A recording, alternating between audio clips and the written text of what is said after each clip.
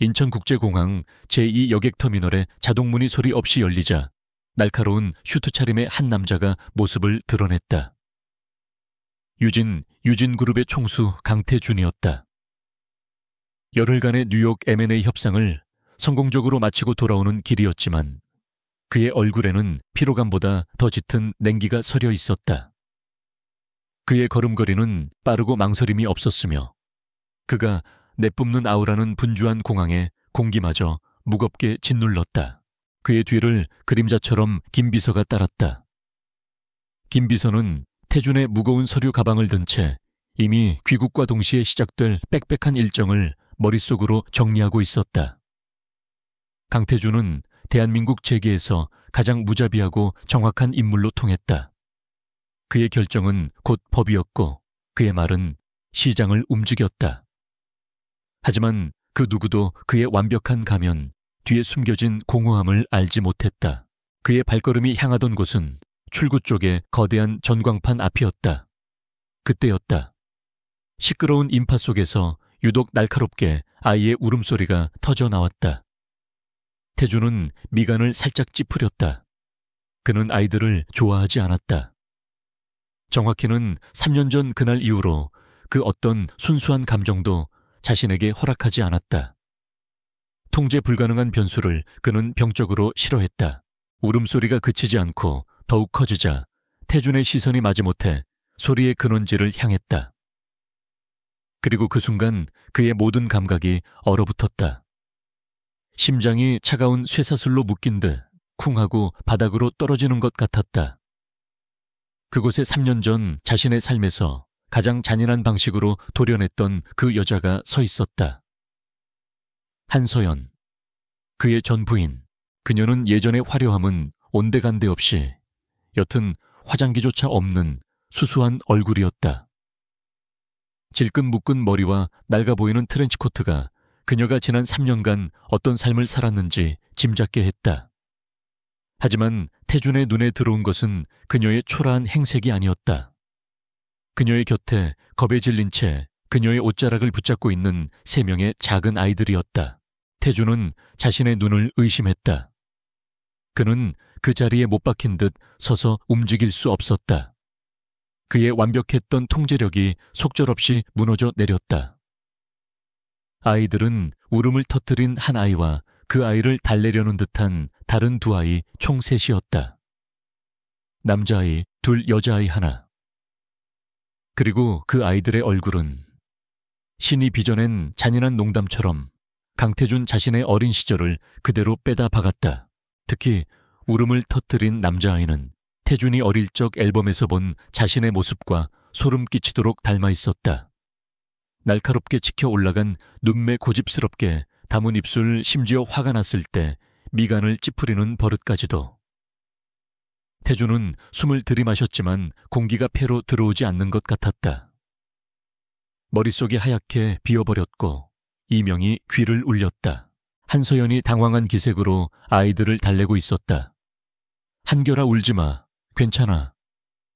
그녀의 목소리는 태준이 기억하던 맑은 소리가 아니었다.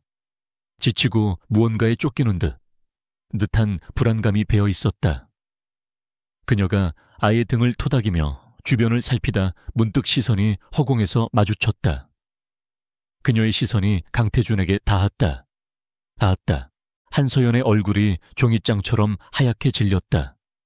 그녀의 눈이 공포와 절망으로 크게 흔들렸다. 그녀는 마치 유령이라도 본 사람처럼 뒷걸음질 치려 했다. 하지만 아이들이 그녀의 발목을 잡고 있었다. 그녀는 도망칠 수 없었다. 태준의 얼어붙었던 발이 마침내 움직였다. 기계처럼 정해진 목표를 향해 나아가는 포식자처럼 한 걸음 또 한 걸음. 입국장은 수많은 인파로 붐볐지만 지금 이 순간 태준의 세계에는 오직 저 4사람만이 존재했다. 그의 접근을 느낀 한서연이 아이들을 자신의 등 뒤로 급히 숨겼다. 그녀의 그 방어적인 태도가 태준의 얼어붙은 이성에 불을 지폈다. 3년 전 호텔방에서 다른 남자와 함께 있던 그녀의 사진이 떠올랐다. 배신감에 몸서리치던 그날의 기억이 그는 그녀가 자신을 배신했다고 믿었다. 아니, 그렇게 믿어야만 했다. 유진그룹의 후계자 자리를 놓고 자신과 경쟁하던 사촌 권지훈이 모든 증거를 가져왔을 때 그는 모든 것을 부정하고 싶었지만 증거는 너무나도 명백했다. 그녀는 그에게 이혼을 요구했고 그는 치욕과 분노 속에서 그녀를 자신의 인생에서 완벽하게 지워버렸다. 그런데 지금 이들은 무엇인가? 태준이 마침내 그녀의 앞에 섰다. 3년 만에 재회였다. 두 사람 사이의 공기는 살얼음판처럼 위태로웠다. 김비서가 뒤늦게 사태를 파악하고 달려왔지만 태준의 곁에 감히 다가서지 못하고 주변을 통제하려 애썼다. 사람들의 시선이 조금씩 이쪽으로 쏠리고 있었다. 태준은 자신을 올려다보는 한서연의 떨리는 눈동자를 차갑게 꿰뚫어 보았다. 한서연, 그의 목소리는 물기 하나 없이 메말라 있었다. 그는 그녀 뒤에 숨어 자신을 경계하며 바라보는 아이들에게로 시선을 옮겼다. 아이들은 약 3살 정도로 보였다. 정확히 그들이 이혼한 시기와 맞물렸다.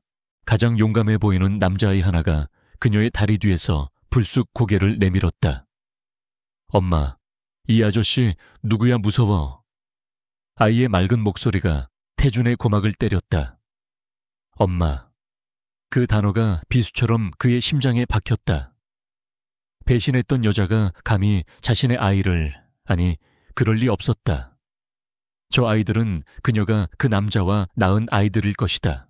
하지만 태준의 이성은 이미 그 논리를 거부하고 있었다.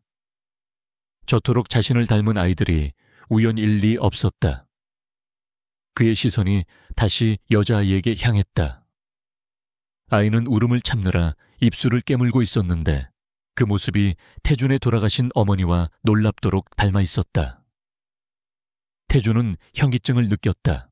그는 다시 한서연에게 시선을 고정했다. 분노와 혼란 그리고 정체를 알 수 없는 뜨거운 무언가가 속에서 치밀어 올랐다. 설명해. 그는 명령했다. 그의 목소리는 낮고 위압적이었지만 미세하게 떨리고 있었다. 이 아이들, 누구지? 한서연은 입술을 깨물었다. 그녀의 눈에서 눈물이 한 방울 흘러내렸지만 그녀는 다급히 고개를 저었다. 당신과는 상관없는 아이들이에요. 제발, 그냥 가세요. 그녀의 목소리는 애원에 가까웠다. 그녀는 아이들을 데리고 급히 몸을 돌려 인파 속으로 사라지려 했다. 하지만 강태준이 그녀를 놓칠 리 없었다. 그가 손을 뻗어 그녀의 팔목을 거칠게 붙잡았다. 그녀가 고통스러운 신음을 흘렸다. 그 순간 그녀의 뒤에 숨어있던 다른 남자아이가 뛰쳐나왔다. 우리 엄마 괴롭히지 마. 아이는 작은 주먹으로 태준의 다리를 콩콩 쳤다. 태준은 충격으로 팔을 붙잡은 손에 힘을 풀었다. 그는 자신을 노려보는 아이의 눈을 내려다보았다. 그 눈에는 두려움과 함께 어린아이다운 분노가 서려 있었다. 자신과 똑 닮은 그 눈이 자신을 적으로 규정하고 있었다. 3년 동안 그를 지배했던 분노와 배신감의 성벽에 거대한 균열이 가기 시작했다. 그는 한서연이 자신을 배신했다고 확신했다. 그래서 그녀를 버렸다. 그런데 오늘 그 배신자가 자신과 똑같이 생긴 3명의 아이들을 데리고 나타났다. 그리고 그 아이들은 그녀를 엄마라고 불렀다. 태준의 머릿속에서 모든 것이 뒤엉켰다. 3년간의 진실이 송두리째 흔들리고 있었다. 김비서, 태준이 외쳤다. 저 여자와 아이들 한 발짝도 못 가게 막아. 그의 목소리는 공항 전체를 울릴 듯했다. 한서연은 절망적인 표정으로 아이들을 끌어안았다. 강태준의 지옥이 혹은 구원이 바로 지금 이 순간 다시 시작되고 있었다. 검은색 세단이 미끄러지듯 공항을 빠져나왔다. 차 안에는 숨막히는 침묵이 감돌았다. 조금 전의 소동으로 공항은 순식간에 아수라장이 되었다. 강태준의 지시에도 불구하고 김비서와 경호원들은 한서연과 새 아이를 막아서지 못했다. 그녀는 겁에 질린 사슴처럼 인파 속으로 아이들을 데리고 사라져 버렸다. 태주는 단단하게 턱을 굳힌 채 창밖을 응시했다. 차창을 때리는 빗방울이 그의 시야를 흐렸다. 그의 머릿속은 공항에서 마주친 아이들의 얼굴로 가득 차 있었다. 자신과 똑 닮은 그 얼굴들, 그리고 그녀를 엄마라고 부르던 그 맑은 목소리. 3년 동안 굳게 닫아두었던 그의 이성의 문이 통째로 흔들리고 있었다. 김비서는 운전대를 잡은 채 백미러로 태준의 표정을 살폈다. 회장님, 죄송합니다. 인파가 너무 많았고 아이들이... 그는 차마 말을 잇지 못했다. 회장의 사생활, 특히 3년 전에 그 끔찍했던 이혼에 대해서는 그룹 내에서 그 누구도 감히 입에 담지 못했다. 됐다. 태준이 낮은 목소리로 그의 말을 끊었다. 그의 목소리에는 분노가 아닌 지독한 혼란이 깃들어 있었다. 그는 눈을 감았다. 그러자 3년 전 그날의 기억이 어제 일처럼 생생하게 되살아났다. 지옥 같았던 그날의 기억이 그날도 오늘처럼 비가 내렸다. 유진그룹 회장실 늦은 밤이었다. 태준은 막대한 투자를 성공시킨 직후였지만 마음은 공허했다. 그때 그의 사촌이자 유진그룹의 부회장인 권지훈이 찾아왔다. 그는 늘 태준에게 우호적이었지만 어딘지 모르게 그늘이 져 있는 인물이었다. 권지훈은 평소와 달리 굳은 얼굴로 서류 봉투 하나를 내밀었다. 태준아, 이걸 자네에게 보여주게 되어 정말 유감일세. 그의 목소리에는 동정과 안타까움이 짙게 배어 있었다. 태준은 불길한 예감에 휩싸인 채 봉투를 열었다. 봉투 안에는 사진 몇 장과 문자 메시지 내역이 인쇄된 종이들이 들어있었다. 사진 속에는 한서연이 낯선 남자와 함께 호텔 스위트룸으로 들어가는 모습이 찍혀 있었다. 남자의 얼굴은 교묘하게 가려져 있었지만 서연을 감싼 팔은 분명했다. 그녀는 웃고 있었다. 태준에게는 단 한 번도 보여주지 않았던 편안한 미소였다. 문자 메시지는 더욱 가관이었다. 그 사람 아직 몰라. 태준 씨는 일밖에 모르잖아. 우린 우리대로 행복하자. 아이 문제만 아니면 당장이라도. 태준은 온몸의 피가 차갑게 식는 것을 느꼈다. 아이 문제, 그들은 아이를 가지려 노력하고 있었다. 그런데 그녀는 다른 남자와 아이 문제를 논하고 있었다. 태준은 권지훈을 바라보았다. 이게 다 뭔가. 그의 목소리가 지진처럼 떨렸다. 권지훈은 고개를 저었다. 나도 믿고 싶지 않았네. 하지만 서연 씨가 자네 몰래 다른 남자를 만나고 있었어. 상대는 자네도 알만한 업계 사람인 것 같더군. 그 순간 태준의 세계는 무너졌다. 그는 일에 미쳐 있었지만 한서연만큼은 자신의 유일한 안식처라 믿었다. 그녀의 순수함과 따뜻함이 자신을 지탱해준다고 생각했다. 하지만 그 모든 것이 거짓이었다. 그녀는 그를 기만하고 있었다. 그의 등 뒤에서 그를 비웃고 있었다. 그는 그날 밤 집으로 돌아갔다. 한서연은 그를 위해 저녁을 준비하고 있었다. 그는 그녀의 얼굴을 보자마자 치미는 역겨움을 참을 수 없었다. 그는 사진들을 그녀의 얼굴에 집어 던졌다. 이게 뭐야? 설명해. 한서연의 얼굴은 하얗게 질렸다. 그녀는 사진을 보고는 아무 말도 하지 못했다. 그저 떨리는 손으로 입을 막을 뿐이었다. 그녀의 침묵은 태준에게 긍정으로 받아들여졌다. 그는 그녀가 변명이라도 하길 바랐지만 그녀는 그저 울기만 했다. 이혼해. 태준이 얼음장 같은 목소리로 말했다. 그녀가 고개를 들었다. 눈물로 범벅이 된 얼굴로 그를 바라보았다. 태준 씨, 제발 그게 아니에요. 그녀가 애원했지만 이미 배신감에 눈이 먼 태준의 귀에는 아무것도 들리지 않았다.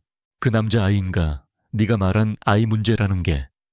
그의 잔인한 말에 서연의 얼굴에서 마지막 핏기마저 사라졌다.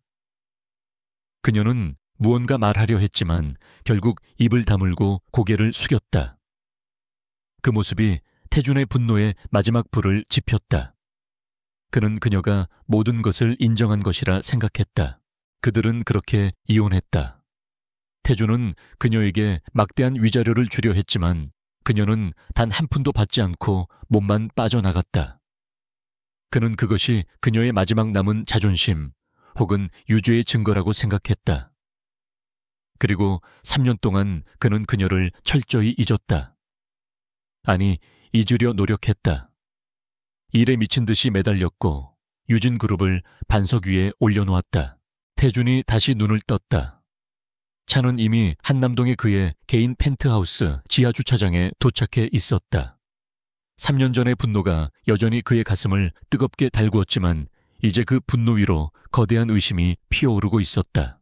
회장님, 도착했습니다. 김 비서가 조용히 말했다. 태준은 차에서 내리지 않고 잠시 생각에 잠겼다. 공항에서 본 아이들, 그 아이들은 누가 봐도 3살 정도였다. 이혼 직후에 태어났다고 해도 시기가 정확히 일치했다. 만약 그 아이들이 그 남자의 아이가 아니라 자신의 아이라면 그 생각은 전기에 감전된 듯한 충격을 주었다.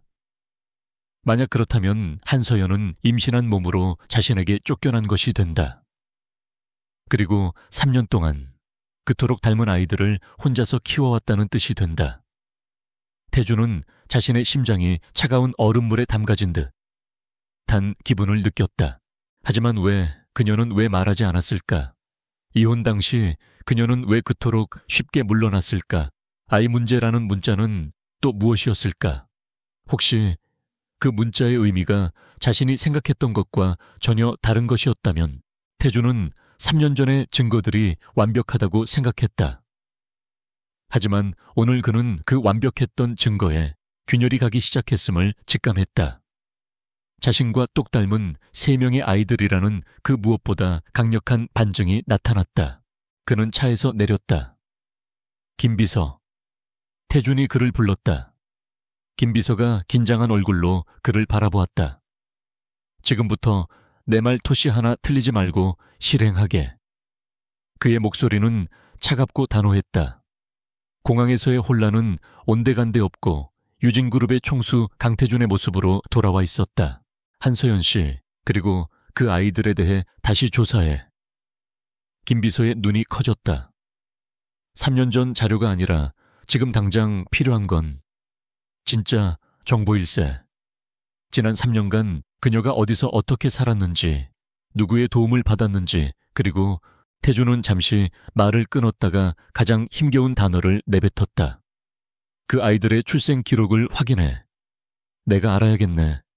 그 아이들이 정확히 언제 어디서 태어났는지. 김비서는 사태의 심각성을 깨달았다.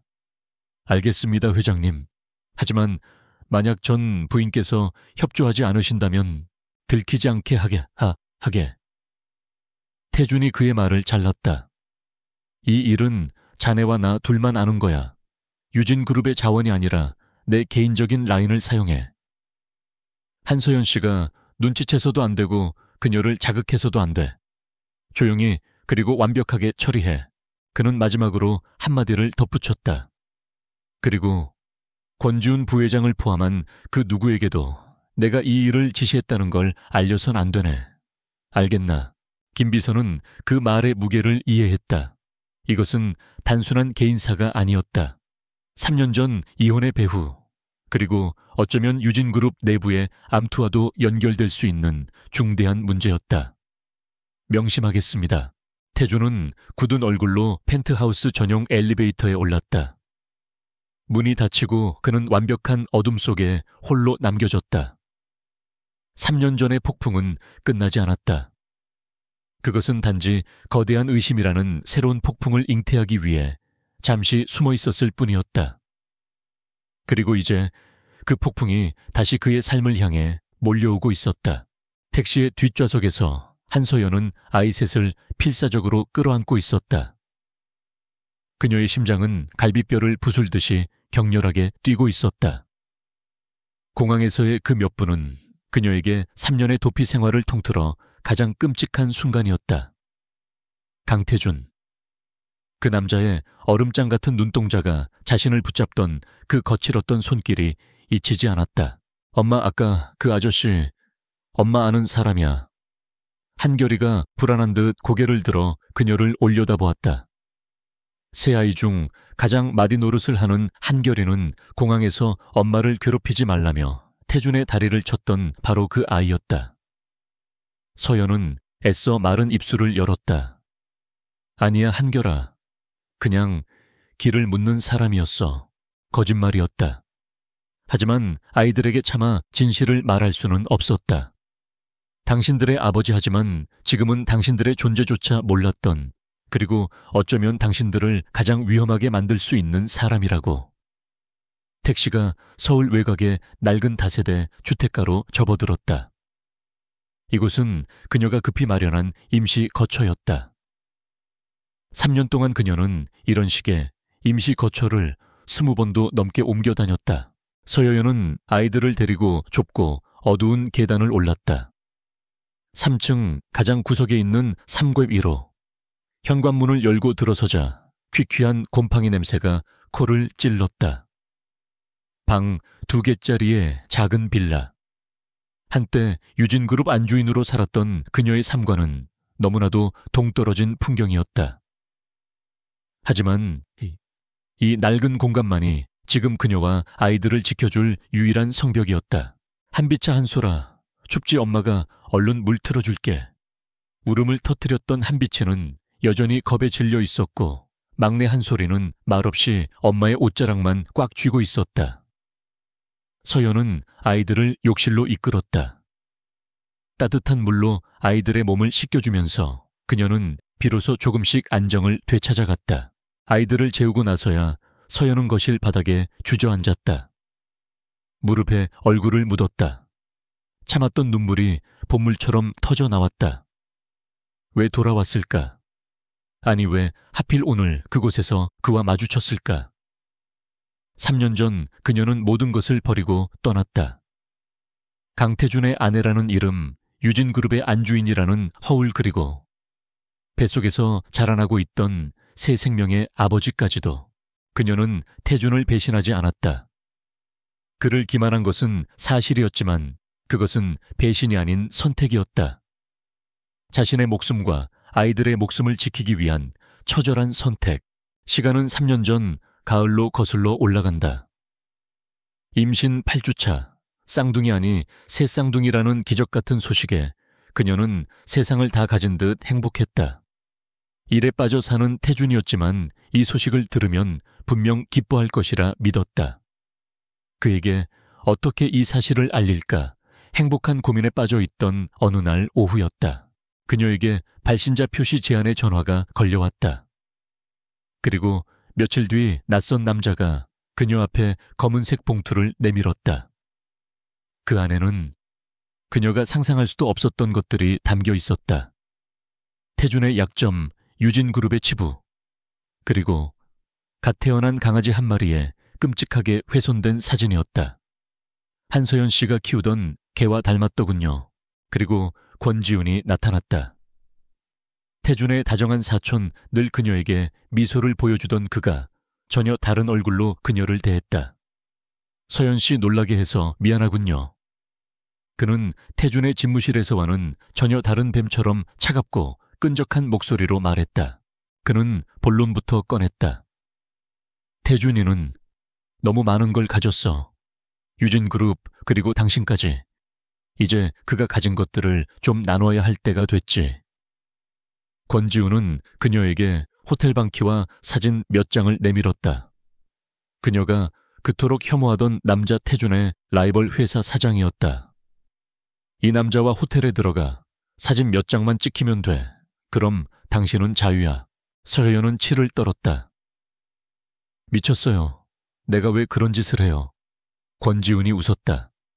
당신 뱃속에 있는 것들 때문이지. 서연은 온몸이 얼어붙었다. 그가 어떻게... 새쌍둥이라 축복이군. 하지만 태준이는 그 아이들을 지킬 수 없을 거야. 내가 그렇게 두지 않을 거니까. 그는 협박했다. 만약 그녀가 자신이 시키는 대로 배신자 연기를 하지 않는다면 그는 태준을 무너뜨릴 것이라고 했다. 그리고 그 과정에서 뱃속의 아이들은 사고로 사라지게 될 것이라고. 그는 증거로 그녀의 산부인과 진료 기록까지 내밀었다. 그는 그녀의 모든 것을 알고 있었다. 태준이는 강한 사람이야. 당신 같은 여자의 배신쯤은 금방 잊을 수 있어.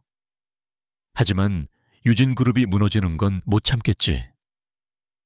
그리고 뱃속의 아이들이 잘못되는 건 당신이 더 못 참지 않나. 그의 말은 악마의 속삭임이었다. 그녀는 선택해야 했다. 태준의 곁에 남아 그와 아이들 모두를 위험에 빠뜨릴 것인가? 아니면 스스로 오명을 뒤집어쓰고 그를 떠나 아이들만이라도 지킬 것인가? 그녀는 후자를 택했다.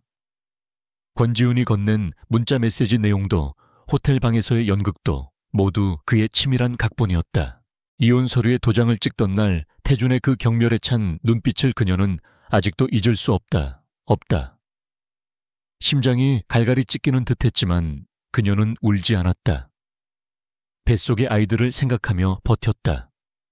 그녀가 위자료를 거부한 것은 그것이 마지막 자존심이어서가 아니었다. 그와의 연결고리를 완전히 끊어내야만 권지훈이 자신과 아이들을 더 이상 위협하지 않을 것이라 믿었기 때문이었다. 그렇게 3년. 그녀는 아이들을 낳았다. 한결 한빛 한솔, 태준을 꼭 닮은 아이들이었다. 그녀는 권지훈의 감시망을 피해 끊임없이 도망다녔다. 낮에는 식당 허드레시를 하고 밤에는 번역 아르바이트를 하며 새 아이를 키웠다. 그녀의 손목은 거칠어졌고 얼굴에는 피로가 깊게 새겨졌지만 아이들의 웃음소리는 그녀를 살게 했다. 그녀가 서울로 돌아온 것은 아이들이 아팠기 때문이었다. 막내 한솔이가 희귀 혈액 질환 진단을 받았고 서울의 대형 병원에서만 치료가 가능했다. 위험을 알면서도 그녀는 엄마로서의 본능을 외면할 수 없었다. 그렇게 조심스럽게 돌아온 서울에서 하필이면 가장 피하고 싶었던 강태준과 마주친 것이다. 서연은 창밖을 내다보았다. 빗줄기가 거셌다. 그녀의 마음처럼 강태준은 이제 의심을 품었을 것이다. 그토록 자신을 닮은 아이들을 보고도 아무런 의심을 하지 않는다면 그가 강태준이 아니었다. 그는 분명 자신을 찾을 것이다. 그리고 그보다 더 무서운 것은 권지훈이었다. 그 역시 이 사실을 알게 될 것이다. 강태준이 3년 전 진실에 접근하기 시작했다는 것을. 그렇게 되면 그는 3년 전에 미처 끝내지 못한 그 협박을 실행에 옮기려 할 것이다. 아이들이 위험해진다. 서연은 주먹을 꽉 쥐었다. 손톱이 손바닥을 파고들었다. 3년 전에는 뱃속의 아이들을 지키기 위해 도망쳤다. 하지만 지금은 아니다. 그녀는 이제 새 아이의 엄마다.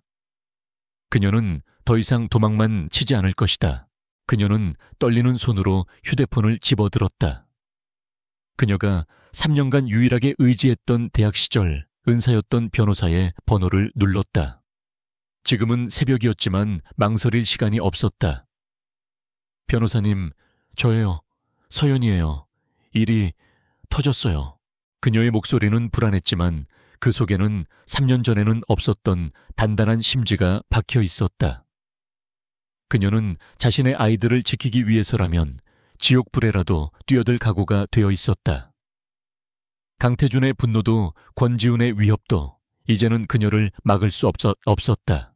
유진그룹 본사 40층 부회장실. 강태준의 집무실 바로 아래층에 위치한 그곳은 주인의 성격을 반영하듯 빈틈없이 우아하고 세련된 취향으로 꾸며져 있었다. 묵직한 마호가니 책상 위에는 클래식 음악이 낮은 볼륨으로 흐르고 있었고 창밖으로는 서울의 야경이 보석처럼 펼쳐졌다. 권지훈 부회장이 가느다란 샴페인 잔을 들고 그 야경을 내려다보고 있었다. 그의 얼굴에는 늘 그렇듯 부드러운 미소가 걸려 있었지만 눈빛만은 얼음장처럼 차가웠다. 그는 3년 전 강태준의 삶에서 한서연이라는 존재를 완벽하게 지원했다고 생각했다. 자신이 심어놓은 증거는 완벽했고 태준은 예상대로 이성을 잃고 그녀를 내쳤다. 모든 것이 그의 계획대로였다. 그의 계획은 거대하고 치밀했다. 태준의 곁에서 가장 신뢰받는 사촌 행세를 하며 그의 가장 약한 고리인 감정을 파고들었다. 한서연을 제거함으로써 태준을 심리적으로 고립시켰고 지난 3년간 그가 일에만 미쳐 있는 동안 자신은 조용히 이사회와 주주들 사이에서 자신의 세력을 키워왔다. 유진그룹은 머지않아 그의 것이 될 터였다. 그때 책상 위에 개인 휴대전화가 짧게 진동했다. 발신자는 그가 공항에 심어둔 눈이었다. 그는 샴페인을 한 모금 마시며 여유롭게 전화를 받았다. 그래, 보고해.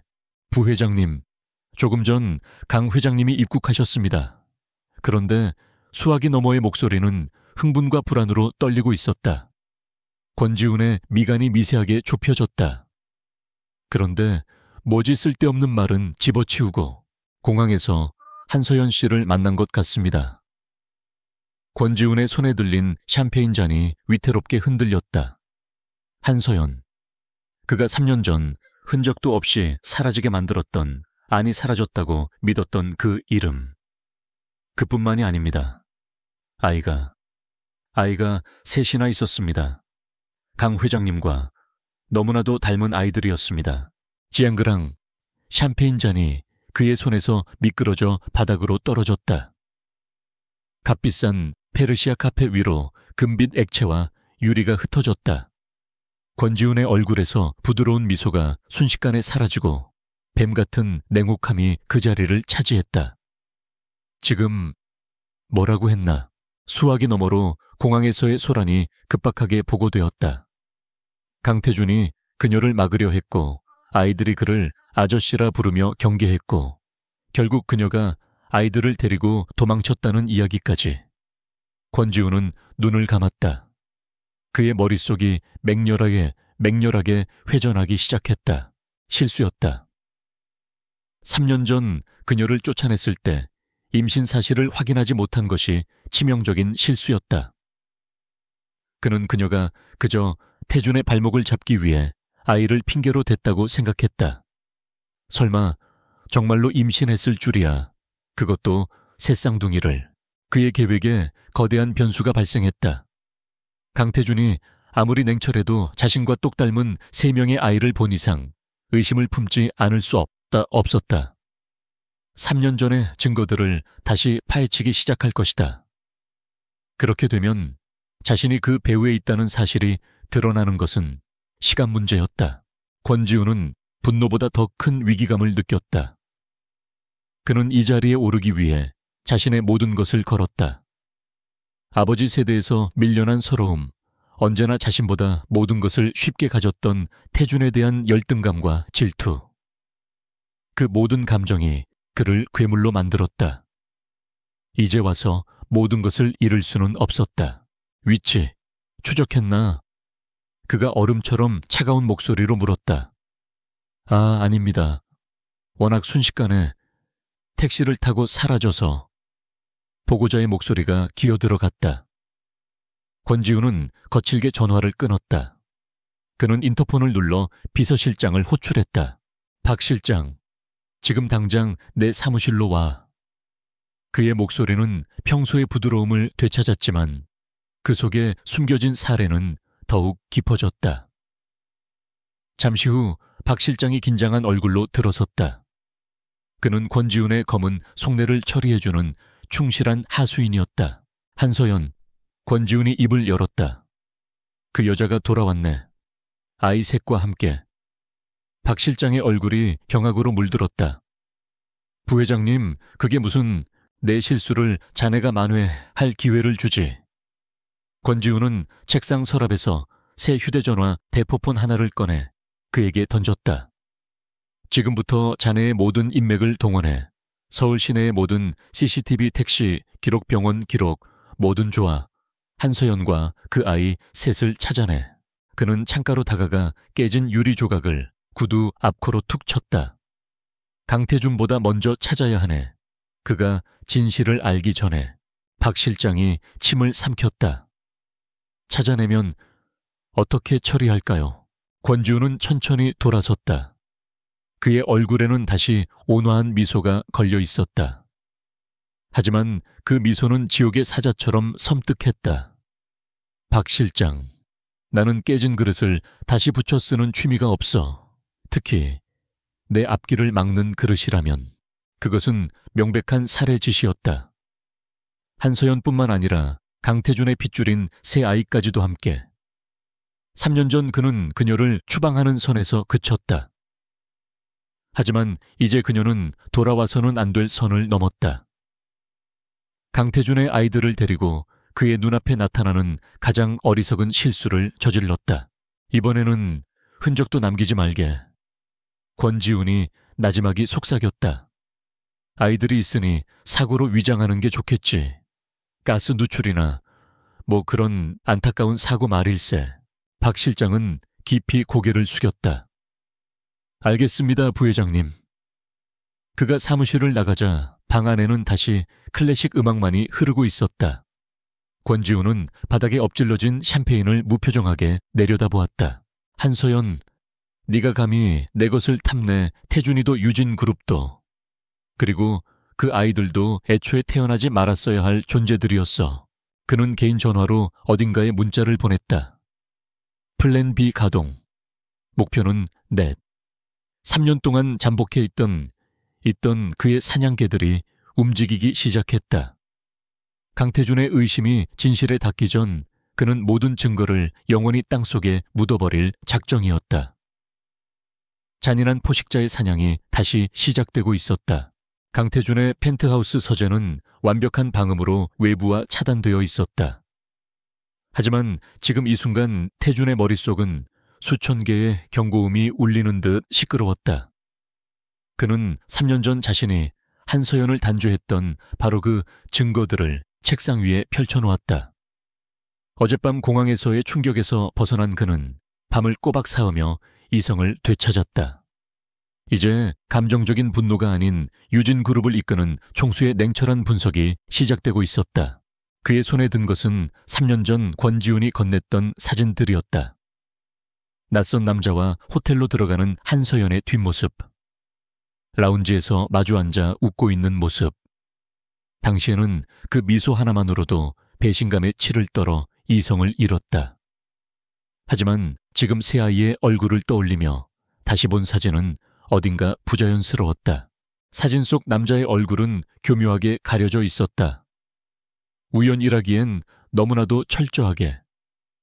또한 서연의 미소는 지금 다시 보니 기쁨보다는 체념이나 긴장에 가까워 보였다. 그녀는 왜 하필 그 시기에 태준이 가장 중요한 M&A로 정신이 없던 그 시기에 이런 일을 벌였을까? 태준은 인쇄된 문자 내역으로 시선을 옮겼다. 아이 문제만 아니면 당장이라도.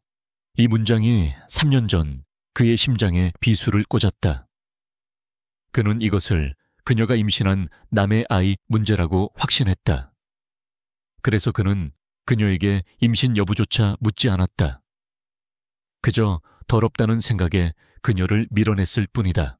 하지만 지금 3살배기 새 아이의 존재는 이 모든 전제를 뒤흔들었다. 아이들은 명백히 3년 전에 잉태되었다. 그가 이혼 서류를 내밀었을 때 서연은 이미 그의 아이들을 임신하고 있었을 가능성이 컸다. 그렇다면 저 아이 문제라는 문구는 그 남자와의 아이가 아니라 태준의 아이를 임신했기 때문에 섣불리 움직일 수 없다는 뜻이었을까? 태준은 차갑게 식은 커피를 들이켰다. 만약 그렇다면 모든 것이 달라진다. 그녀가 배신한 것이 아니라 누군가에 의해 배신자로 만들어진 것이라면 그녀는 왜 임신 사실을 무기로 사용하지 않았을까? 왜 위자료 한 푼 받지 않고 그토록 처참하게 물러났을까? 그의 머릿속에 수많은 가설이 떠올랐다. 그리고 그 모든 가설의 중심에는 단 하나의 의문이 있었다. 이 완벽한 증거들은 과연 누가 어떤 목적으로 만들었는가? 그는 3년 전 이 증거를 가져다 준 유일한 사람을 떠올렸다. 자신의 사촌 권지훈. 그는 당시 태준을 위로하며 이혼 절차를 돕기까지 했다. 바로 그때 그의 개인 비선 라인 전화기가 짧게 울렸다. 김비서였다. 태준은 그가 무엇을 가져왔을지 직감하며 통화 버튼을 눌렀다. 말하게.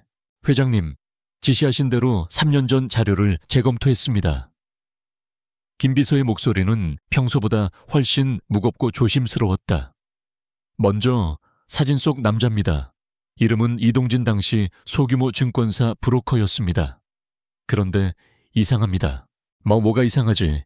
태준의 목소리가 낮아졌다. 이동진은 회장님께 그 사진 자료가 보고된 시점으로부터 정확히 사흘 뒤 아르헨티나행 비행기를 탄 기록이 마지막입니다. 현지 입국 기록은 있으나 출국 기록이나 그 이후에 어떠한 생체 반응도 없습니다. 계좌는 출국 직전 모두 현금화되었고 가족들과도 연락이 두절되었습니다. 사실상 증발했습니다. 태준의 눈빛이 얼음장처럼 차가워졌다. 단순한 불륜 상대가 아니었다. 불륜 상대가 모든 것을 버리고 지구 반대편으로 도망가서 증발할 이유가 없었다. 이것은 정리된 것이었다. 누군가가 이 연극에 동원된 배우를 무대 뒤로 영원히 사라지게 만든 것이다. 계속해. 두 번째는 한서연 씨의 지난 3년입니다. 김 비서는 잠시 숨을 골랐다. 회장님, 한서연 씨는 지난 3년간 단 한 번도 유진그룹이나 회장님 명의의 재산에 접근하려 한 적이 없습니다. 아니, 그 어떤 부유한 후원자의 흔적도 없습니다. 김 비서가 보내온 태블릿 화면에 자료가 떴다. 태준의 눈이 가늘어졌다. 화면에는 한서연이 지난 3년간 거쳐 온 임시 거처들과 그녀가 일했던 식당 번역, 아르바이트 내역, 그리고 새아이의 출생 기록이 담겨 있었다. 그녀는 지방의 작은 병원에서 새아이를 출산했습니다. 한결, 한빛, 한솔. 모두 한씨 성을 따랐습니다. 출생일은 회장님과 이혼하신 지 정확히 7개월 뒤입니다. 태준은 숨을 쉴 수가 없었다. 7개월. 조산이었다. 새쌍둥이를 임신한 몸으로 그 모든 모욕과 배신자라는 낙인을 찍힌 채 홀로 도망쳐 아이들을 낳았다. 그리고 지난 3년간 그 누구의 도움도 없이 식당 설거지와 번역일로 새 아이를 먹여 살렸다. 공항에서 본 그녀의 낡은 트렌치코트와 지친 얼굴이 퍼즐 조각처럼 맞춰졌다. 그녀는 부자가 아니었습니다, 회장님. 김 비서가 결론을 내렸다. 그녀는 도망자였습니다. 태준은 전화기를 내려놓았다. 손이 미세하게 떨리고 있었다. 그가 3년간 믿어왔던 진실이 산산조각 났다. 그녀는 배신자가 아니었다. 그녀는 그가 상상할 수도 없는 고통 속에서 그의 아이들을 지켜낸 엄마였다. 그렇다면 그는 무슨 짓을 한 것인가? 그는 자신의 아내와 아이들을 지옥으로 밀어 넣었다. 그것도 모자라 공항에서 그녀를 붙잡고 배신자라며 윽박질렀다. 거대한 죄책감과 함께 그보다 더 지독한 분노가 치밀어 올랐다.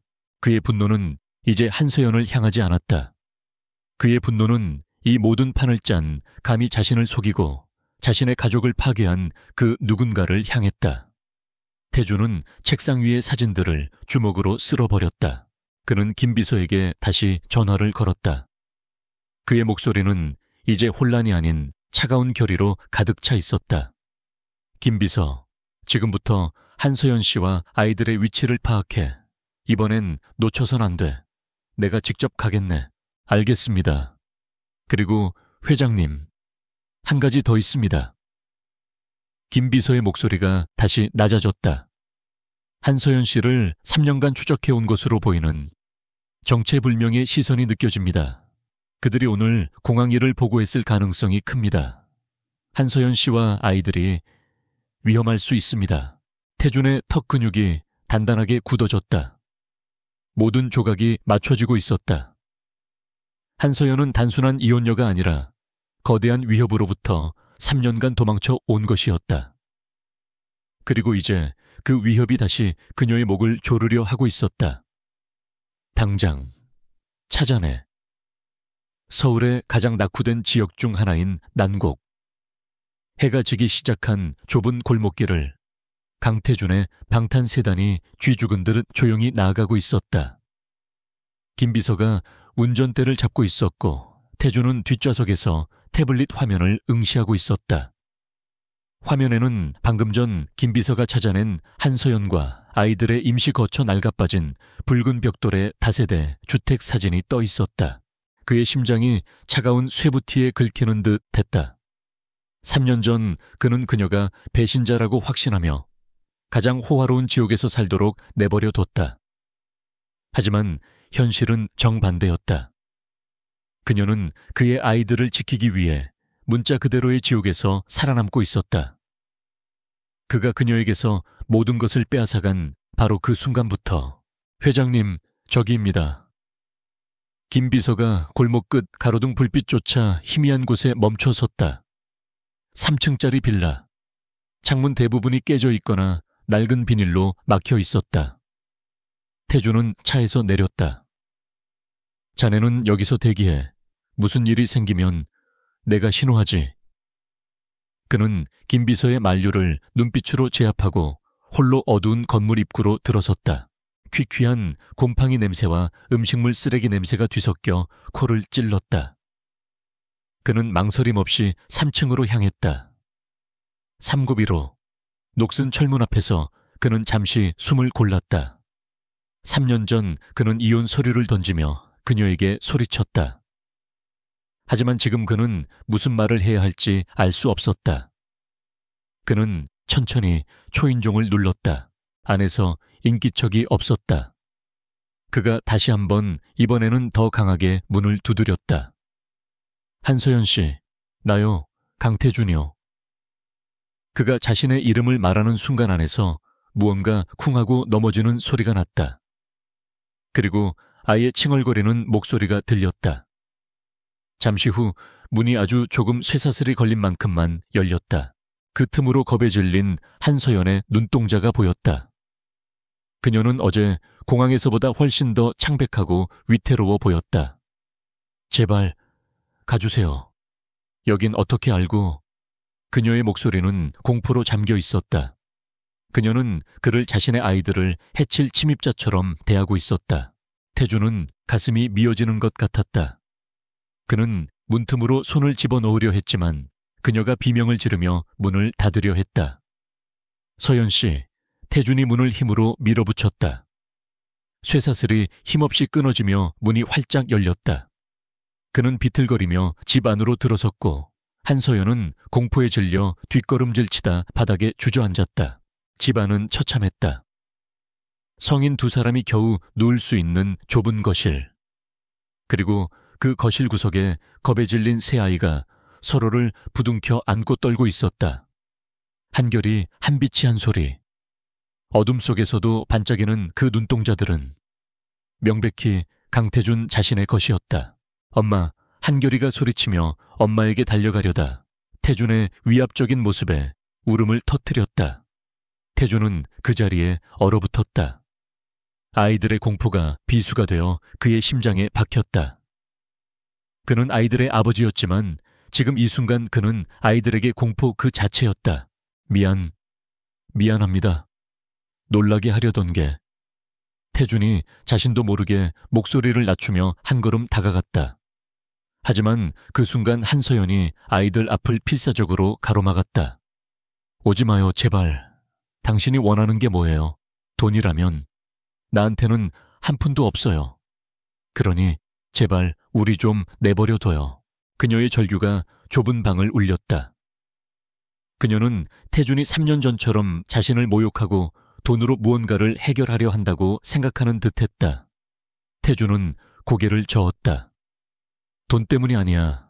당신 3년 전에 왜 말하지 않았지? 그의 목소리는 분노가 아닌 깊은 고통과 의문으로 차 있었다. 이 아이들, 그가 아이들이라는 단어를 입에 올리는 순간 한서연의 눈빛이 절망에서 분노로 바뀌었다. 당신 아이들 아니에요. 당신 같은 사람. 당신 같은 사람이 감히 아버지라고 불릴 자격이나 있어요. 당신이 우리한테 무슨 짓을 했는지 잊었어요. 알아, 내가 무슨 짓을 했는지 알아. 태준이 고통스럽게 말했다. 그래서 온 거야. 당신을, 그리고 아이들을 지키려고. 지켜, 웃기지 마. 서연이 소리쳤다. 당신이 나타나면 그들이 우릴 가만두지 않을 거라고요. 당신 때문에 우리가 다 죽을지도 몰라요. 그들. 태준은 그 단어를 놓치지 않았다. 김 비서의 보고와 정확히 일치했다. 그들이 누군데, 당신을 3년 동안 쫓아다닌 게 누군데 권지훈인가? 그가 핵심을 찌르는 질문을 던졌다.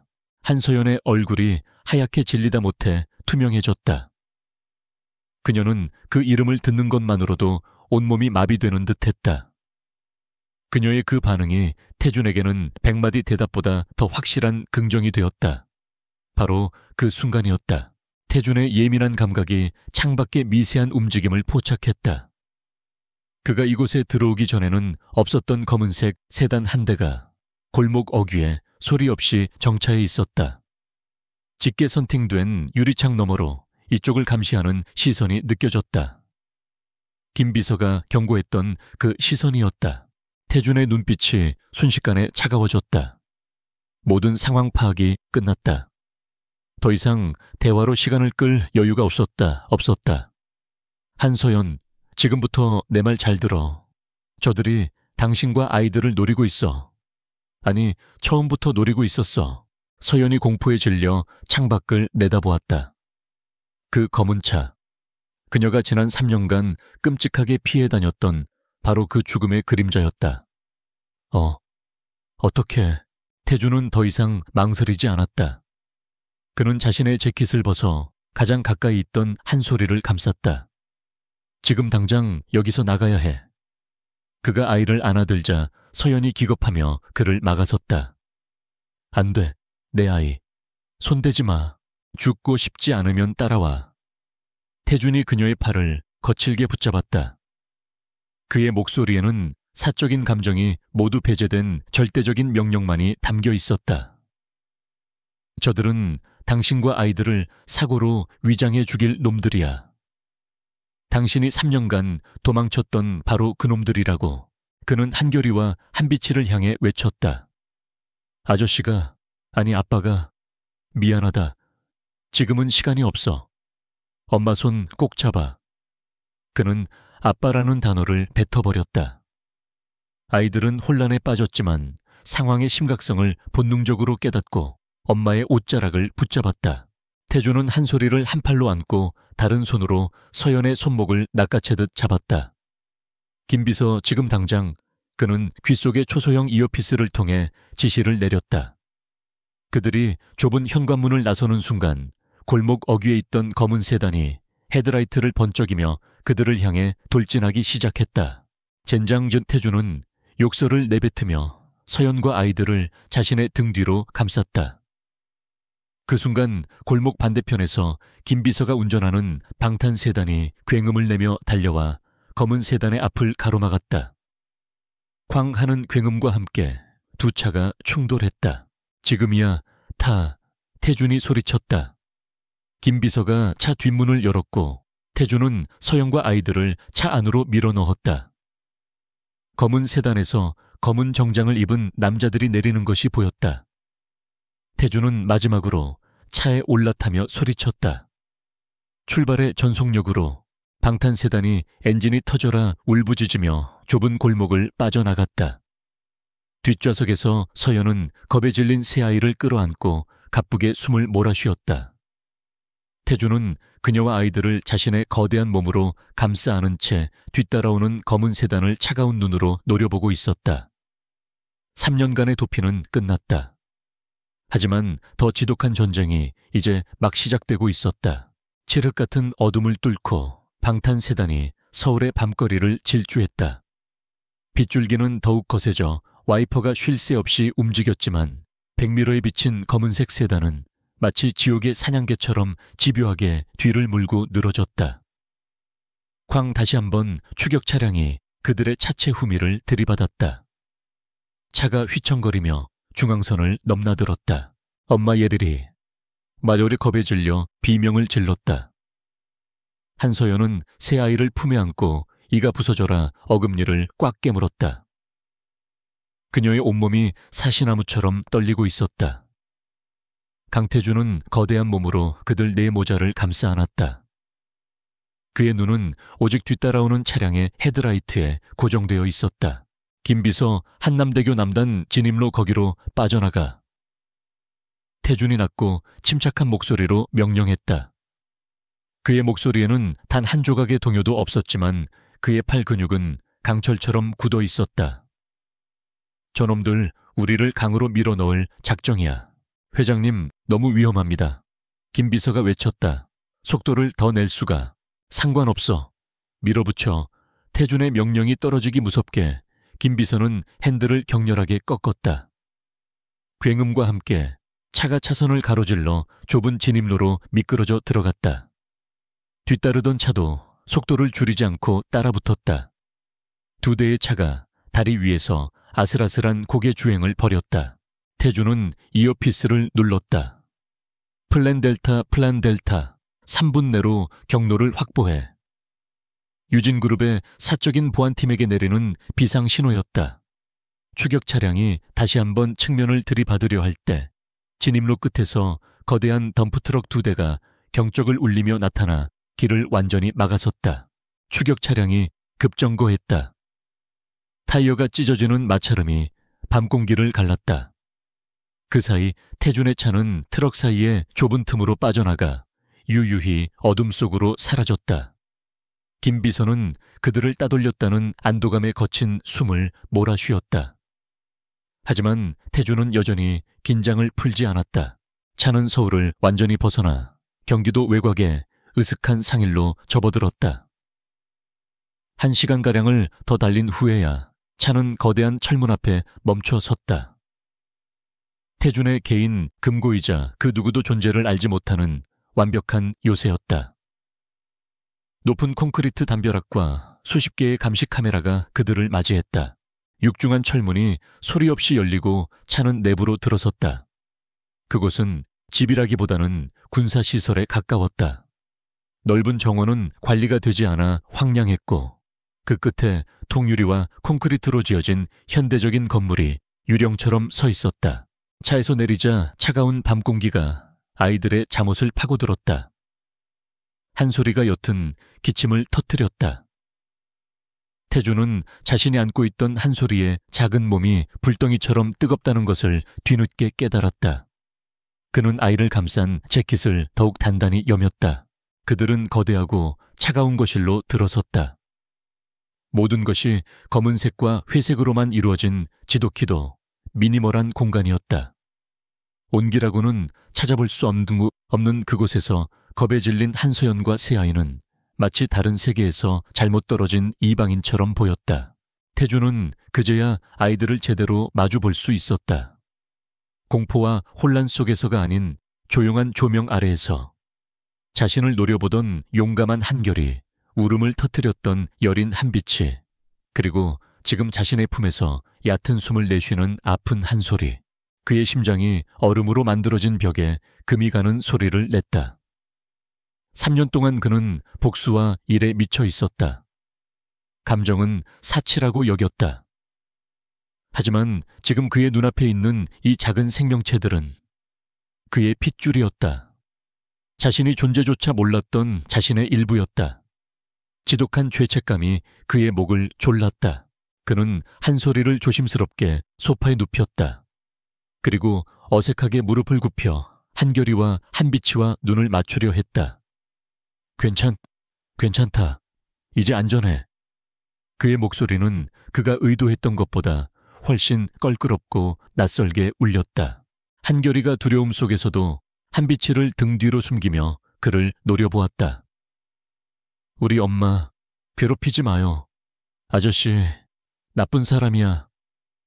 그 말은 그 어떤 비난보다 날카롭게 태준의 가슴을 찔렀다.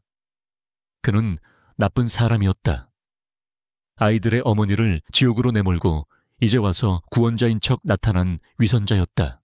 한결아. 한서연이 떨리는 목소리로 아이를 불렀다. 그녀는 충격에서 벗어나자마자 경계심을 날카롭게 세웠다. 그녀는 태준을 바라보았다. 이곳은 3년 전 그녀가 살던 호화로운 감옥보다 더 정교하고 차가운 감옥이었다. 여기가 어디죠, 우리한테? 뭘 어쩔 생각이에요? 태준은 일어섰다. 그는 그녀의 눈에 비친 불신을 정면으로 마주했다. 안전가옥이요. 당신도 봤잖소. 그들이 당신과 아이들을 죽이려 했어. 그의 말은 사실이었다. 하지만 서연에게는 그 사실보다 3년 전에 배신이 더 크게 다가왔다. 그럼 이제 어쩔 건데요? 그녀의 목소리에 원망이 서려 있었다. 우릴 여기에 가둬두고 당신 마음대로 하려고요. 3년 전처럼. 태준의 굳어진 얼굴에 감정의 파동이 일었다. 그는 그녀에게 다가갔다. 그의 내면에서 3년간 쌓아온 분노와 방금 깨달은 끔찍한 진실이 격렬하게 충돌했다. 왜? 그의 목소리가 거실을 울렸다. 왜 말하지 않았어, 아이들에 대해서? 그는 주먹을 꽉 쥐었다. 당신이 그토록 결백했다면 왜 내 아이들을 임신하고도 한마디 말도 없이 도망쳤지?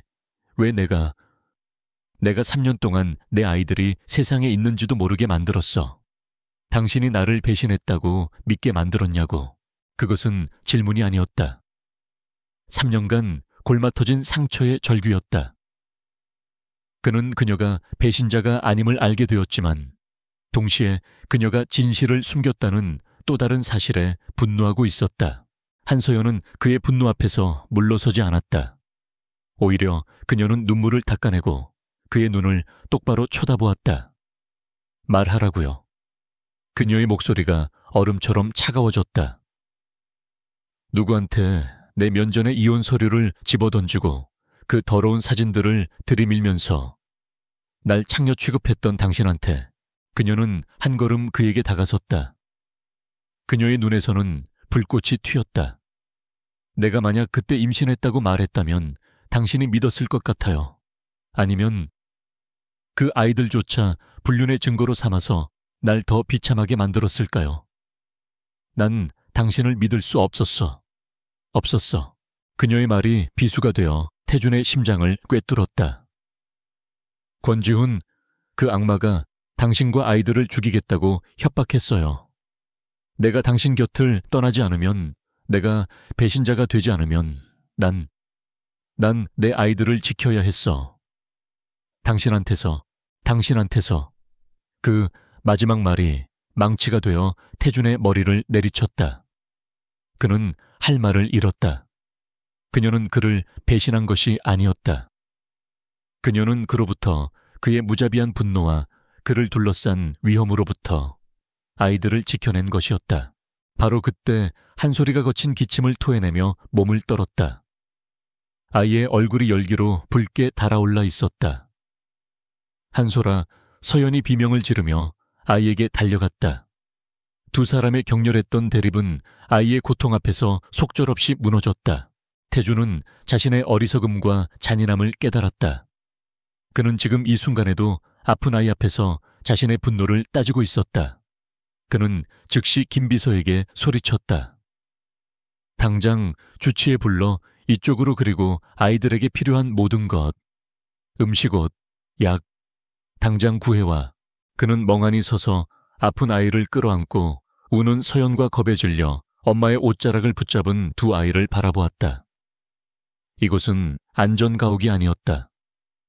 그가 자신의 손으로 파괴한 가족이 어쩔 수 없이 함께 갇히게 된 또 다른 지옥의 시작이었다. 권지훈 부회장의 펜트하우스. 40층 아래에서 벌어진 격렬한 추격전의 보고가 끝났을 때 방 안의 공기는 얼음장처럼 차가웠다. 박 실장은 감히 고개도 들지 못한 채 바닥에 엎드려 있었다.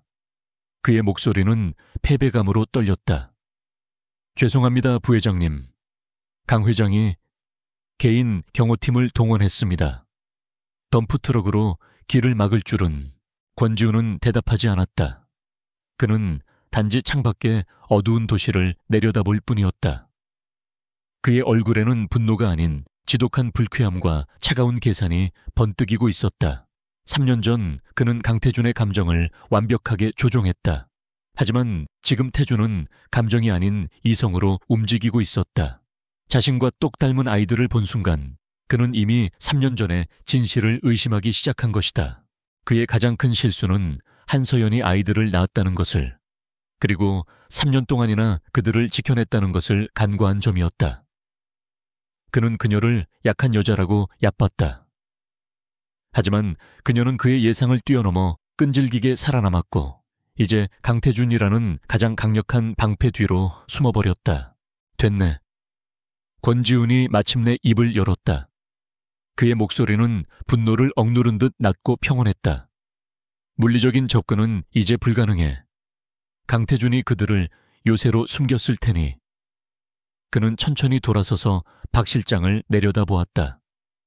그 눈빛에 박 실장은 온몸의 피가 얼어붙는 듯 했다. 하지만 사냥감이 굴 속으로 숨었다고 해서 사냥이 끝난 건 아니지. 권지훈은 책상으로 걸어가 시가를 하나 꺼내 물었다. 오히려 굴 전체를 무너뜨릴 기회야. 그는 박 실장에게 손짓했다. 일어나게, 자네가 할 일이 아직 남았으니. 박 실장이 비틀거리며 일어섰다. 권지훈은 짙은 연기를 한 모금 내뿜으며 말했다. 강태준은 이제 두 가지를 지켜야 하네. 한서연과 아이들, 그리고 유진그룹. 그는 둘 다 지킬 수 없어. 내가 그렇게 만들 거니까. 그것이 권지훈의 플랜 B였다. 강태준이 가장 아끼는 두 가지를 동시에 공격하는 것. 그는 자신의 네트워크를 움직이기 시작했다. 첫 번째 전원은 나이틀리 트루스, 나이틀리 트루트라는 악명. 높은 온라인 연예 매체의 편집장에게로 향했다. 오, 편집장, 오랜만이군. 권지훈이 부드러운 목소리로 말했다. 특종거리가 하나 있는데 관심 있나? 유진그룹 강태준 회장에 대한 거야. 수화기 너머의 남자가 흥분하는 것이 느껴졌다. 3년 전 그를 배신하고 떠났던 여자가 돌아왔네. 그것도 아이 셋을 데리고. 권지훈은 교묘하게 사실을 비틀었다. 강 회장은 충격에 빠졌지. 아이들이 강 회장과 닮았다는 소문이 있더군. 여자는 아마도 유진그룹의 경영권을 노리고 아이들을 이용하는 것 같아. 전형적인 신데렐라의 복수극 혹은 막장 드라마지. 그는 한서연을 다시 한번 배신자이자 협박범으로 둔갑시켰다. 강태준을 진실에서 멀어지게 만들고 대중의 시선으로는 그를 과거에 발목 잡힌 피해자 혹은 사생활이 문란한 총수로 만들 심산이었다. 사진 물론 있지. 공항에서 찍힌 아주 극적인 사진 몇 장 보내주겠네. 전화를 끄는 권지훈의 입가에 잔인한 미소가 걸렸다. 이것은 심리전이었다.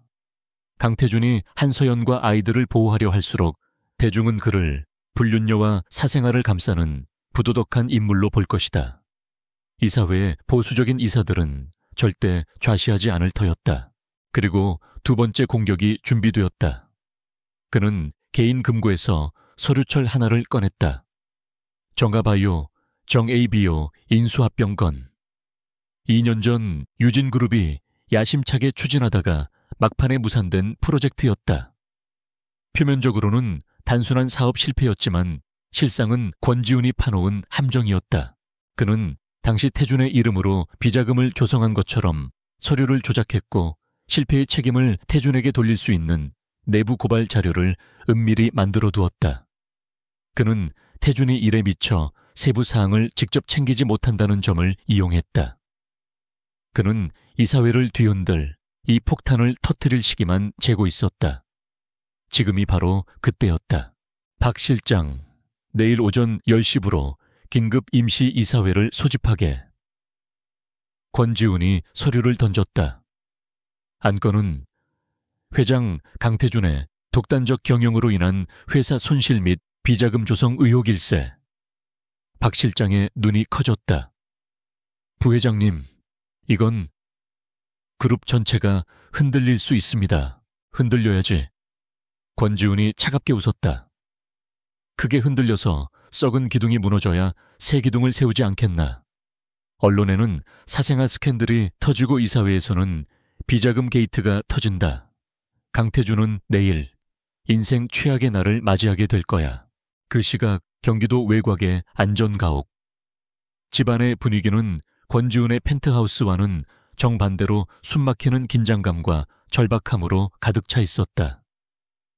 강태준의 개인 주치의인 민 원장이 급히 도착해 한 소리를 진료하고 있었다. 아이는 40도에 육박하는 고열에 시달리며 얕은 신음을 내뱉고 있었다. 한서연은 아이의 작은 손을 붙잡고 창백한 얼굴로 그 모습을 지켜보고 있었다. 태준은 그녀에게서 몇 걸음 떨어진 곳에 거대한 석상처럼 굳어 서 있었다. 그는 의사와 서연의 대화를 들었다. 단순한 감기가 아닙니다. 영양 불균형과 극심한 스트레스가 누적된 상태에서 폐렴으로 진행되고 있습니다. 당장 입원해야 합니다. 영양 불균형, 스트레스. 그 두 단어가 태준의 가슴을 난도질했다. 그가 3년 전 그녀를 내쫓지 않았더라면 그의 아이들이 이런 고통을 겪지 않았을 것이다. 그는 자신의 아이들을 굶주리고 병들게 만들었다. 그는 고개를 돌려 소파 구석에서 겁에 질린 채 서로를 껴안고 있는 한결이와 한비치를 바라보았다. 여기는 병원 시설이 갖춰져 있어. 태준이 민 원장에게 말했다. 이 안에서 아이를 살릴 수 있는 모든 조치를 취해 주시오. 그는 서연을 바라보았다. 아이들은 내가 반드시 지킬 거요. 당신도. 그의 목소리에는 3년 전의 오만함이 아닌 뼈아픈 후회와 무거운 책임감이 담겨 있었다. 한서연은 그를 노려보았지만 아무 말도 하지 않았다. 그녀의 모든 신경은 아픈 한솔이에게 향해 있었다. 민 원장이 급히 응급처치를 시작하고 김비서가 필요한 의료 장비와 약품을 옮기느라 분주했다. 그때였다. 김비서의 주머니에서 다급한 진동이 울렸다.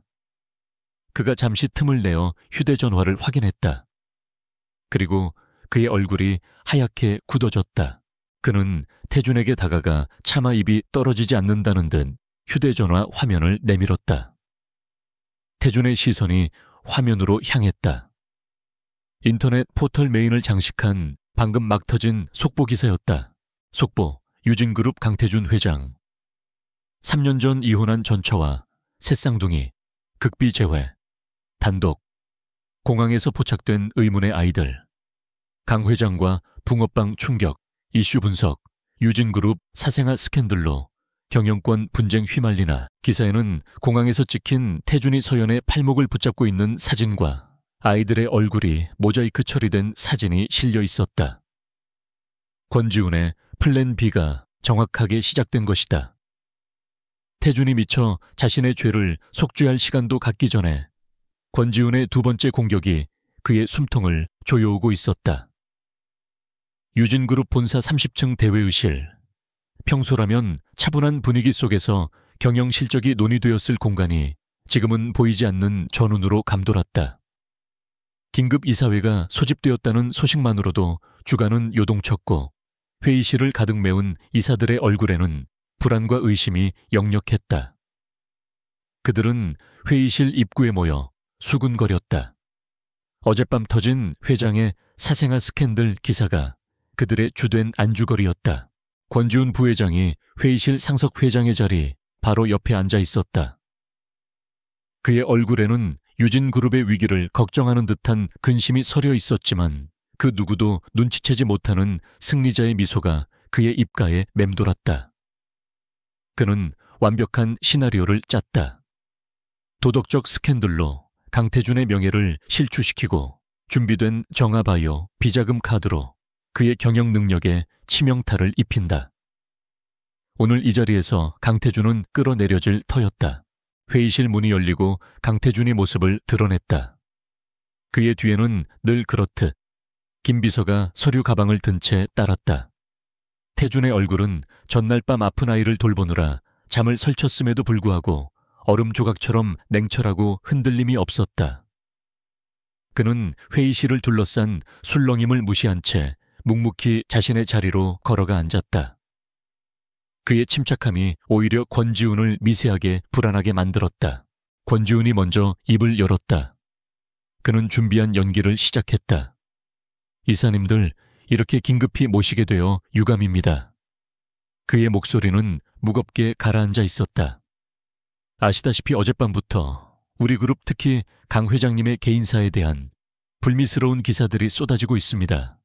이는 그룹의 대회 신뢰돼 한 이사가 참지 못하고 말을 끊었다.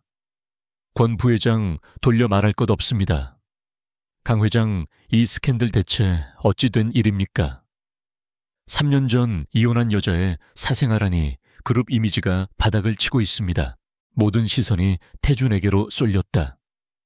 권지훈은 이 순간을 기다렸다. 태준이 변명을 하거나 혹은 사실을 인정하며 무너지는 모습을 태준은 천천히 일어섰다. 그는 마이크를 잡지 않았다. 그의 육성이 회의실 전체를 울렸다. 사실입니다.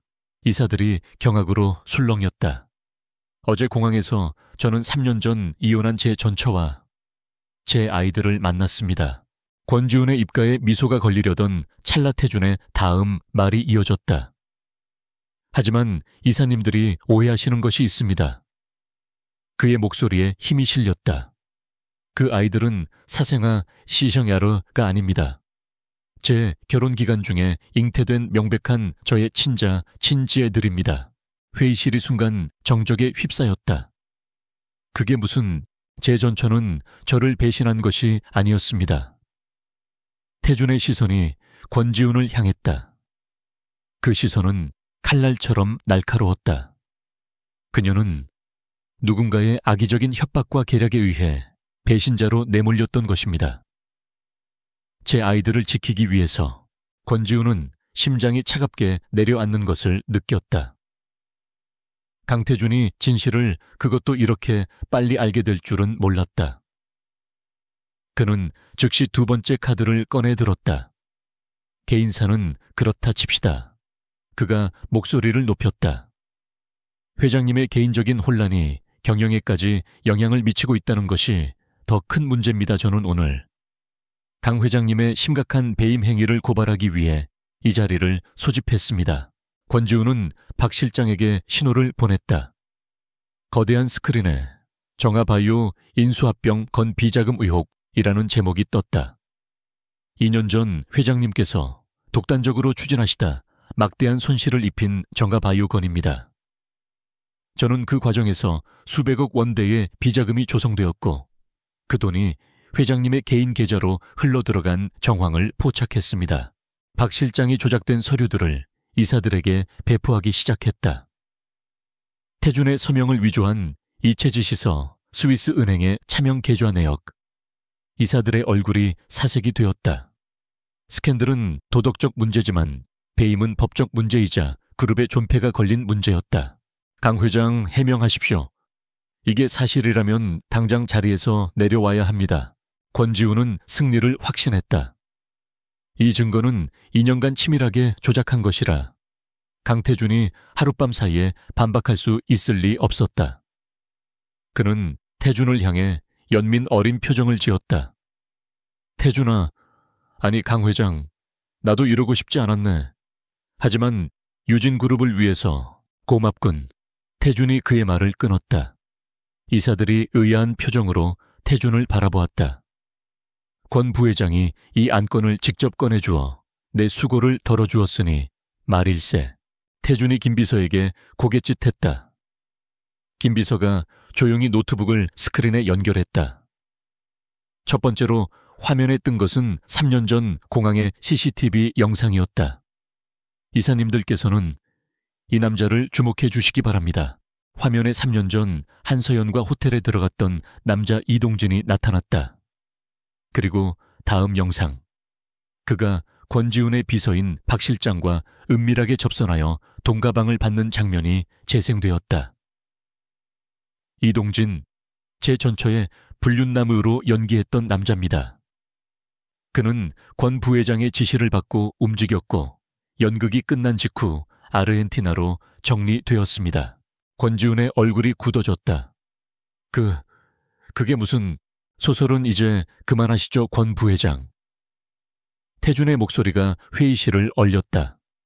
당신이 내 아내를 협박한 증거도 여기 있으니 김 비서가 음성 파일을 재생했다. 당신 뱃속에 있는 것들 사고로 사라지게 될 거야. 권지훈의 목소리.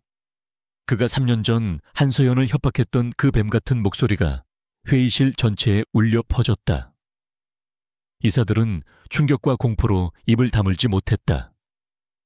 한서연의 배신은 강태준의 핏줄을 지키기 위한 처절한 희생이었음이 만천에 드러났다. 자, 이제 두 번째 안건으로 넘어가죠. 태준이 스크린을 가리켰다. 정아 바이오 비자금 흐름도. 권 부회장이 제시한 저 차명 계좌 아주 흥미롭더군요. 화면에는 수십 개의 유령 회사를 거쳐 자금이 이동하는 흐름도가 복잡하게 펼쳐졌다. 이 돈은 제게 오지 않았습니다. 태준이 마지막 엔터키를 눌렀다. 모든 자금의 최종 종착지. 그곳에는 단 하나의 이름이 떠 있었다. 대표 박상철, 권지훈 부회장, 비서실장. 권 부회장. 태준이 자리에서 일어나 그에게로 걸어갔다. 권지훈은 의자에 못 박힌 듯 하얗게 질린 얼굴로 태준을 올려다보았다. 당신은 2년간 내 뒤에서 비자금을 조성하며 이사회와 나를 이간질했고 3년 전에는 내 아내와 아이들을 죽이겠다고 협박했지. 그리고 어젯밤에는 그들을 아예 없애버리려 했어. 태준이 어젯밤의 차량 추격 전 영상, 검은 세단에서 내린 괴한들의 얼굴이 찍힌 CCTV 영상까지 스크린에 띄웠다. 모든 증거가 권지훈을 가리키고 있었다. 이건 모함이야, 조작된 거라고. 권지훈이 뒤늦게 소리쳤지만 이미 늦었다. 태준이 회의실 문을 향해 신호를 보냈다. 문이 열리고 제복을 입은 검찰 수사관들이 들이닥쳤다. 그들의 손에는 차가운 수갑이 들려 있었다. 권지훈 씨, 횡령 배임 살인 교사 및 살인 미수 혐의로 긴급 체포합니다. 권지훈은 자신이 만든 함정에 자신이 빠졌음을 깨달았다. 그는 발악하며 끌려나갔다. 강태준, 네가 감히 이건 내 것이었어. 유진은 내 것이어야 했다고. 그의 비명이 복도 너머로 사라졌다. 회의실은 물을 끼얹은 듯 조용했다. 이사들은 감히 고개조차 들지 못했다. 태준은 그들을 차갑게 둘러보았다. 오늘 회의는 이것으로 마치겠습니다. 그룹 전체에 대한 대대적인 내부 감사를 실시할 것입니다. 이에 있는 분 있습니까? 아무도 대답하지 못했다. 태준은 더 이상 그곳에 머무르지 않았다. 그는 회의실을 나와 김 비서에게 단 한마디를 던졌다. 안전가옥으로. 그는 전쟁에서 이겼다. 하지만 이제 그에게는 3년간 잃어버렸던, 그리고 어젯밤 자신이 상처 입혔던 그의 가족에게 돌아가야 하는 더 중요한 일이 남아 있었다. 강태준의 차가 안전가옥의 육중한 철문을 통과했을 때는 이미 동이 트기 시작한 새벽이었다. 이사회의 폭풍은 지나갔고 권지훈이라는 거대한 암은 도련해졌다. 하지만 태준의 마음은 승리감 대신 무거운 책임감과 뼈아픈 죄책감으로 가득 차 있었다. 그는 전쟁터에서 이겼지만 정작 가장 소중한 것을 지키지 못했다. 그가 건물 안으로 들어섰을 때 거실은 어젯밤의 혼란과는 사뭇 다른 긴장된 정적으로 가라앉아 있었다. 민 원장이 지친 얼굴로 그를 맞았다. 회장님, 아이는 일단 고비는 넘겼습니다. 하지만 폐렴 증세가 심하고 장기간의 영양 불균형으로 면역력이 바닥입니다. 당분간 절대적인 안정이 필요합니다. 태준은 고개를 끄덕이며 임시병실로 개조된 방으로 향했다. 한서연은 뜬 눈으로 밤을 새운 듯 창백한 얼굴로 침대 옆 의자에 앉아 한 소리의 작은 손을 꽉 쥐고 있었다. 그녀는 태준이 들어서는 소리에도 고개를 돌리지 않았다. 그녀의 모든 세상은 저 작은 침대 위에 멈춰 있는 듯 했다. 한결이와 한비치는 작은 소파 위에서 담요를 덮고 서로를 껴안은 채 잠들어 있었다. 태주는 차마 그들에게 다가가지 못하고 서연의 등 뒤에 우뚝 섰다. 무슨 말을 먼저 꺼내야 할까? 권지훈을 잡았다고 이제 안전하다고. 그 모든 것이 지금 이 순간 무슨 소용이란 말인가? 권지훈은 체포됐어. 그가 마침내 무거운 입을 열었다. 횡령 살인교사, 당신을 협박하고 3년간 괴롭혔던 모든 짓에 대한 대가를 치르게 될 거요. 유진그룹 내부의 관련자들도 모두 정리될 거요. 한서연의 어깨가 미세하게 떨렸다. 그녀는 천천히 고개를 돌려 그를 바라보았다. 그녀의 눈은 붉게 충혈되어 있었지만 눈물은 말라붙어 있었다. 그래서 이제 끝인가요? 그녀의 목소리는 공허했다. 그럼 이제 우린 어떻게 되는 거죠? 당신의 친자라는 게 밝혀졌으니 이제 유진그룹의 일원으로 받아들이기라도 하겠다는 건가요? 그녀의 목소리에는 감사가 아닌 날카로운 가시가 박혀 있었다. 태주는 그녀의 비난을 기꺼이 받아들였다. 그는 그녀에게 한 걸음 다가갔다. 그리고 그는 그녀 앞에서 천천히 무릎을 꿇었다. 유진그룹의 총수, 그 오만하고 냉철했던 강태준이, 서연 씨, 그의 목소리가 격렬하게 흔들렸다. 내가 틀렸어. 내가 당신을 믿지 못했어. 3년 전 내 분노와 오만이 진실을 볼 수 없게 만들었어. 그는 고개를 숙였다.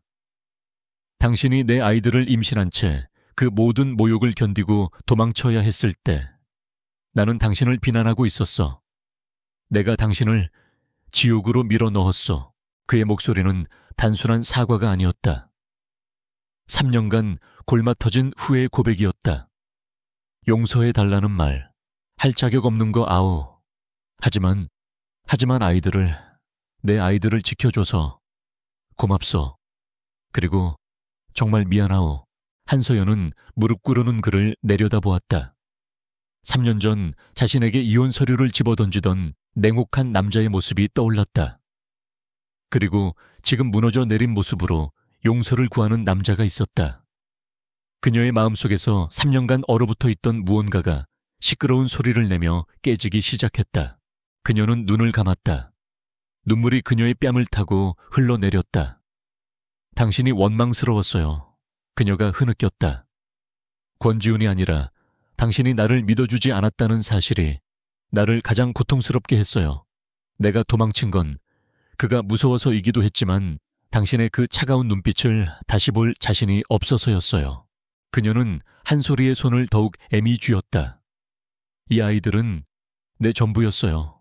3년 동안 이 아이들만 보면서 버텼어요.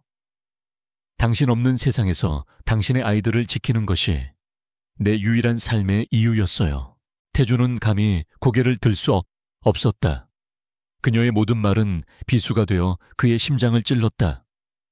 그는 그녀가 겪었을 절망과 고독의 무게를 감히 짐작조차 할 수 없었다. 그는 그저 무릎 꿇은 채 그녀의 고통을 온몸으로 받아낼 뿐이었다. 그때였다. 엄마, 울어. 작은 목소리가 정적을 깼다. 소파에서 잠들었던 한결이가 어느새 깨어나 그들을 불안한 눈으로 바라보고 있었다. 아이는 무릎 꿇은 태준과 울고 있는 엄마를 번갈아 보았다. 태준이 천천히 일어섰다. 그는 눈물을 닦아낼 생각도 못한 채 아이와 눈을 맞췄다. 한결이가 침대 쪽으로 다가오다 태준 앞에서 멈춰 섰다. 아이는 주먹을 꽉 쥐고 있었지만 어제처럼 그를 때리지는 않았다. 대신 아이는 태준을 올려다보며 물었다. 아저씨, 정말 우리 아빠예요. 그 순수한 질문에 태준은 숨이 멎는 것 같았다. 그는 다시 무릎을 굽혀 아이와 눈높이를 맞췄다. 그래. 그의 목소리가 갈라져 나왔다. 내가 너희 아빠다 한결아. 내가 너무 늦게 알아서 미안하다. 한결이는 잠시 망설이다가 작은 손을 들어 태준의 뺨에 맺힌 눈물방울을 조심스럽게 닦아냈다. 그럼 이제 엄마 안 울릴 거예요. 태준은 아이의 그 작은 손을 붙잡았다. 그 온기가 3년간 얼어붙었던 그의 심장을 녹여내렸다. 그래, 약속할게. 다시는 엄마 울게 하지 않을게. 그리고 너희들도 절대로 잃어버리지 않을게. 그르는 한결이를 품에 안았다. 작고 여린 아이의 몸, 그의 핏줄. 그르는 아이를 부서져라 껴안았다. 한서연은 그 모습을 바라보며 입술을 깨물고 울음을 삼켰다. 3년간의 지옥이 드디어 끝나가고 있었다. 그로부터 6개월 후 유진그룹은 강태준의 강력한 리더십 아래 빠르게 안정을 되찾았다. 권지훈과 그 일당은 법에 엄중한 심판을 받았고 정가바이오 건은 태준의 지시에 재검토되어 그룹의 새로운 성장 동력으로 탈바꿈했다. 언론의 스캔들은 모든 진실이 밝혀진 후 총수 일가의 비극적인 재회라는 동정적인 기사로 바뀌어갔다. 하지만 강태준의 삶은 완전히 달라졌다. 그는 더 이상 일에 미친 워커홀릭이 아니었다.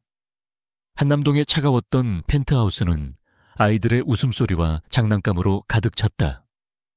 한소리는 완벽하게 건강을 회복했고 한결이와 한비치는 유치원에 다니기 시작했다. 일요일 오후 넓은 정원에서 태준은 한결이와 축구공을 차고 있었다.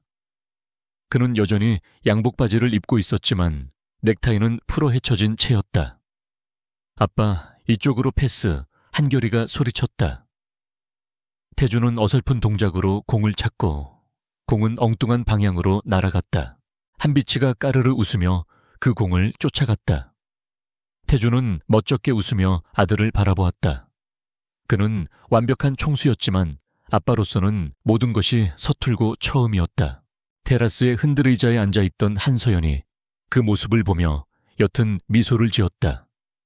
그녀의 얼굴에는 더 이상 3년 전의 공포와 피로감이 남아있지 않았다. 그녀는 태준을 완전히 용서하지 못했을지도 모른다. 3년의 상처는 그토록 쉽게 아물지 않았다. 하지만 그녀는 그에게 기회를 주기로 했다. 아이들의 아버지로서의 기회, 그리고 어쩌면 남편으로서의 기회까지도. 태준이 정원에서 걸어와 그녀의 옆에 섰다. 그는 아이들이 노는 모습을 바라보며 조용히 입을 열었다. 다음 주 한솔이 생일이요. 3년 동안 단 한 번도 챙겨주지 못했어. 이번에는 우리가 함께 해주고 싶소. 우리라는 단어에 서연의 마음이 따뜻해졌다.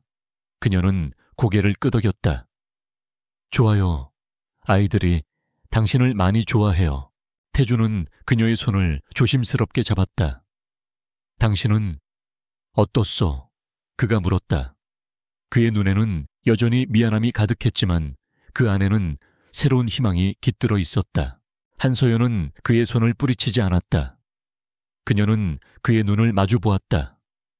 나도 노력하고 있어요. 3년이라는 시간을 건너뛰는 게 쉽지는 않지만. 그녀는 아이들을 향해 시선을 돌렸다. 하지만 저 아이들을 보세요. 우리의 3년은 지옥이었을지 몰라도 저 아이들은 우리가 다시 시작할 수 있는 이유예요. 태준은 그녀의 손을 더욱 굳게 잡았다.